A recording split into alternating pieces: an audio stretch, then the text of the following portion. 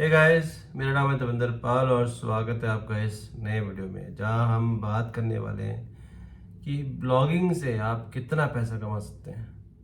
क्या हम जॉब जितना या जॉब से ज़्यादा पैसा कमा सकते हैं। इसके अलावा हम ये भी बात करेंगे कि ब्लॉग से हम कितने दिन में पैसा कमा सकते हैं। अगर हमने आज ब्लॉग शुरू किया है तो कितने दिनों में हमें पे आउट आना शुरू होगा। और ये भी बात करेंगे कि ब्लॉगिंग किन किन लोगों के लिए नहीं है। शुरू तो सब कर देते हैं बट कुछ कुछ कैटेगरी है लोगों की जिनके लिए ब्लॉगिंग नहीं बना है। तो चलिए सबसे पहले यही बात करते हैं कि ब्लॉगिंग किन किन लोगों के लिए नहीं बनी। नंबर 1, जो लोग सिर्फ किसी और को देख के ब्लॉग स्टार्ट करते हैं उनके ब्लॉगिंग नहीं बनी है, क्योंकि आप स्टार्ट तो कर लोगे, कल को कंटिन्यू नहीं कर पाओगे। आपका इंटरेस्ट हो कई बार नहीं होता है ब्लॉगिंग, बट कोई और आपके दोस्त को या आपकी कोई फैमिली में शुरू कर देता है और अच्छा रिजल्ट मिलता है उसको, तो उसको आप देख के शुरू कर लेते हो विदाउट अंडरस्टैंडिंग कि आपका खुद का इंटरेस्ट है या नहीं है उसमें, बट आप शुरू कर देते हो।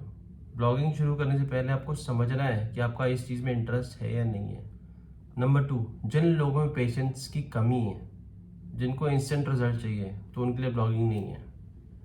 ब्लॉगिंग के रिजल्ट्स आने में टाइम लगता है, कोई फिक्स टाइमलाइन नहीं है, कोई आपको टाइमलाइन बता नहीं पाएगा। तो अगर वो पेशेंस नहीं है तो बॉस ब्लॉगिंग आपके लिए नहीं है।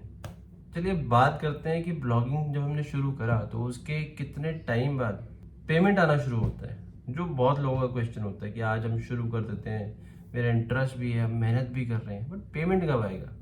समझना पड़ेगा कि जैसे मेरा जो पहला ब्लॉग था तो उसमें फर्स्ट पेमेंट मेरा करीब आया था 1.25 साल बाद। तो ऐसा कोई फिक्स टाइमलाइन नहीं होता ब्लॉग का, किसी का पेमेंट जल्दी आता है, किसी का पेमेंट लेट आना शुरू होता है। इसमें 3-4 चीज़ें इंपॉर्टेंट है जो हमें समझनी पड़ेगी, जो बेसिकली डिफाइन करता है कि आपका ब्लॉग कितनी जल्दी मोनेटाइज होगा।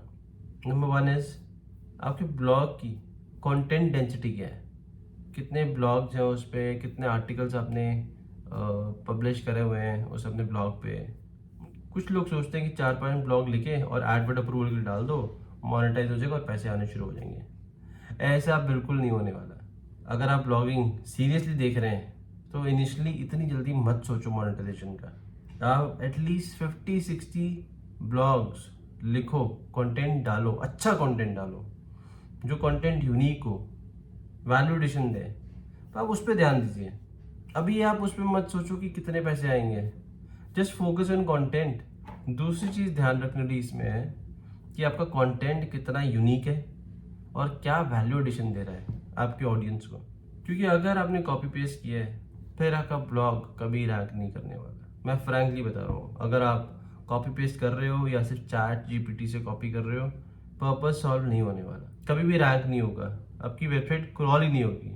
तो बेटर है कि आप यूनिक कंटेंट बनाओ, अपना कंटेंट लिखो। अपना कंटेंट लिखने के लिए आपको जो गूगल के मेन 4-5 आर्टिकल्स हैं जो फ्रंट पेज पे आ रहे हैं उनको स्टडी करो। वो उस कंटेंट में वो लोग क्या चीज़ें कवर नहीं कर रहे हैं, try to figure it out. उसके बाद अपना आर्टिकल लिखो जिसमें वो सारी चीज़ें कवर करो जो पहले ब्लॉग में नहीं लिखी हुई थी। नंबर 3, कि आप अपने ब्लॉग को एसईओ फ्रेंडली ज़रूर बनाओ। जब भी आप ब्लॉग लिखने वाले हो, जो कीवर्ड डिफाइन कर रहे हो, कुछ टूल्स आते हैं, उन टूल्स को यूज़ करो। एचआरएफ आता है, एचआरएफ को यूज़ करो, अपने कीवर्ड डिफाइन करो, चेक करो कि कौन से जो कीवर्ड्स आप डिफाइन कर रहे हो उसकी परफॉर्मेंस कैसी है, कितना ट्रैफिक जनरेट हो रहा है उन कीवर्ड्स पे, और कीवर्ड डिफिकल्टी लेवल क्या है। फोर्थ इंपॉर्टेंट चीज़ जो हम हमेशा बोलते हैं, कंसिस्टेंसी। अगर आप रेगुलरली ब्लॉग नहीं डाल रहे हो कोई बेनिफिट नहीं। मतलब ऐसा नहीं आज आज एक ब्लॉग डाल दिया, फिर 3 महीने बाद ब्लॉग डाल दिए, फिर 2 महीने बाद दोबारा 10 ब्लॉग डाल दिए। एक दिन डिफाइन करो फ्रिक्वेंसी, सेम फ्रिक्वेंसी पे चलो। आप अगर वीक में एक दिन ब्लॉग डाल रहे हो which is Thursday, do it on every Thursday. मतलब अगर आपने थर्सडे डिफाइन कर दी तो हर थर्सडे आपका ब्लॉग आना चाहिए वेबसाइट पे। ये सब चीज़ों पे ध्यान रखो, ये चारों चीज़ें इंपॉर्टेंट है। एक और इम्पॉर्टेंट क्वेश्चन कि वेबसाइट पे ट्रैफिक कैसे लेके आए। नई वेबसाइट है, आपने कंटेंट डाल दिया, अब ट्रैफिक कहाँ से लेके आए। सिर्फ कंटेंट डालने से ट्रैफिक नहीं आने वाला। तो जितना अवेयरनेस क्रिएट करोगे अपने ब्लॉग को लेके, ऑर्गेनिक ट्रैफिक उतना ज़्यादा आएगा।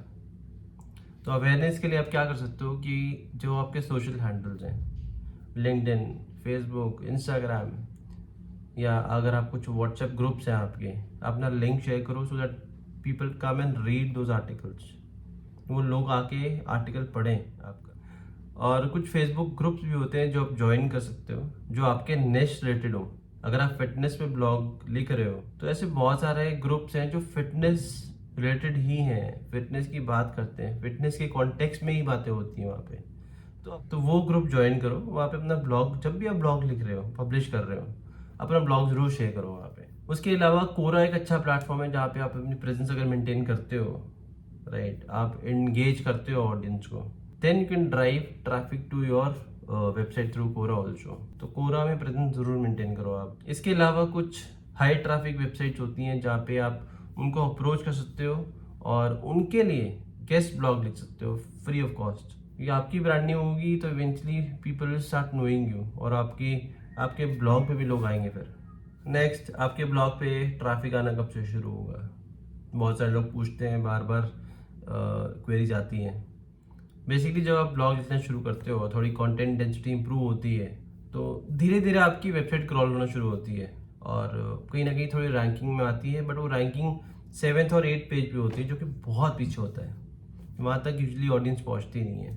बट जैसे जैसे आप SEO फ्रेंडली कंटेंट लिखते हो और कंटेंट रेगुलरली जा रहा है और डेंसिटी अच्छी हो रही है, इंप्रूव हो रही है वेबसाइट की, तो धीरे धीरे 7th 8th पेज से उठ के आपकी website 2nd 3rd 4th page पे आना शुरू होती है। तो ये स्लो प्रोसेस है, एक प्रोसेस है जो जिसमें टाइम लगता ही लगता है, यू कांट हेल्प इट। तो कई बार क्या होता है कि 1st 2nd 3rd पेज पे आते आते 5-6 मिनट लग जाते हैं। तो you need to have patience till then. Number 1 पे आने के लिए बहुत पेशेंस चाहिए, पेशेंस रखना पड़ेगा और पेशेंस के साथ साथ कंसिस्टेंटली एफर्ट करना पड़ेगा रेगुलर। अगर आपने एफर्ट छोड़ा, पेशेंस का भी कोई फायदा नहीं है। तो कंसिस्टेंटली एफर्ट करते रहो और पेशेंस रखो और कुछ नहीं कर सकते आप इसमें। ब्लॉग से कितने तरीके से पैसे कमा सकते हैं? नंबर 1 इज गूगल एडसेंस, जो मतलब ऑलमोस्ट मेजॉरिटी ऑफ ब्लॉगर्स जो यूज़ करते हैं अपने अर्निंग सोर्स के लिए। Number 2 is affiliate marketing. Affiliate marketing भी बहुत सारे लोग करते हैं, जहाँ पे आप किसी और का प्रोडक्ट लेके आप एक मीडिएटर की तरह उसको प्रमोट करते हो और आपको कमीशन मिलता है उस पर, उसकी सेल पे। तो ये अलग अलग कैटेगरीज में होता है, अलग अलग निश में होता है, अलग अलग प्रोडक्ट, अलग अलग टाइप के प्रोडक्ट में आपको अफिलिएट मार्केटिंग प्रोग्राम मिलते हैं जिस पे आप एनरोल करते हो, then you can start doing it. Number 3 sponsored post. Initially मैं आपको रिकमेंड नहीं करूँगा कि आप इसमें फंसो। इनिशियली मैं आपको ये कहूँगा कि आप गूगल एडसेंस पे ज़्यादा ध्यान दो और अपने कंटेंट पे ध्यान दो, कि जैसे जैसे कंटेंट अच्छा होगा, ट्रैफिक बढ़ेगा, एडसेंस से रेवेन्यू जनरेट होगा, तो कहीं ना कहीं ब्लॉग की क्रेडिबिलिटी इंप्रूव होती है। जो अच्छे ब्रांड्स हैं तो आपको खुद ही अप्रोच करते हैं स्पॉन्सर पोस्ट के लिए। सो तब तक आपको वेट करना चाहिए, आपको जल्दी नहीं करनी चाहिए इसके लिए। तो मेरे हिसाब से प्राइमरली जो आपको फोकस करना चाहिए गूगल एडसेंस पे करना चाहिए इनिशियली, और अपने कंटेंट पे करो। तो गाइस इसके साथ मैं एक और आपको चीज़ कहूँगा, जैसे आप कंटेंट लिख रहे हो, उसको ऑप्टिमाइज कर रहे हो, नया कंटेंट तो आप क्रिएट कर ही रहे हो, बट साथ साथ अपने पुराने कंटेंट को अपडेट जरूर करो। तो जब भी ऑडियंस आ रही है आपके पास, उनको अपडेटेड इन्फॉर्मेशन मिलनी चाहिए और ज़्यादा कंटेंट अच्छा मिलना चाहिए। तो गाइस इस वीडियो में इतना ही, और इसको लेके आपको कोई और डिटेल चाहिए तो प्लीज़ आप मैसेज करें या आप ईमेल करो। आई होप आपको ये वीडियो पसंद आया हो। अगर पसंद आया तो प्लीज़ लाइक करें, शेयर करें, और अभी तक अगर सब्सक्राइब नहीं करें तो प्लीज़ सब्सक्राइब बटन ज़रूर क्लिक करें सो दैट ऐसे वीडियोज़ आप पर सबसे पहले पहुँचे। तो चलिए गाइज मिलते हैं अब नेक्स्ट वीडियो में। Till then keep working hard, keep growing. Thanks so much guys.